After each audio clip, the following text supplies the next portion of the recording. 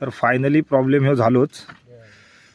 पोलवर चढताना नख म्हणजे जे पोल गंजलेलं होतं आणि फायनली पूर्ण नख पण पेचला आणि पूर्ण हात बोटाची पूर्ण वाट लागली.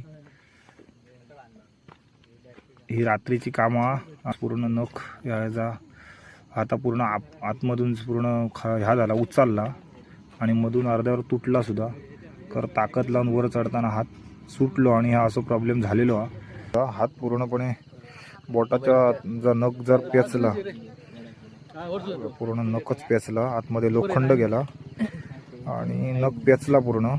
काम मी करूक चढणार होतं त्या काम आता करूक आमचं प्रसाद चव्हाण वायरमन परोळ्याचा हा तो फॉल्टसाठी इलेलो. तो आता पोलवर चढलो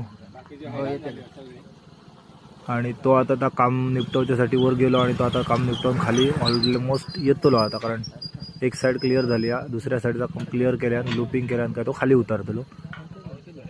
बघू लाईट चालू होता काय.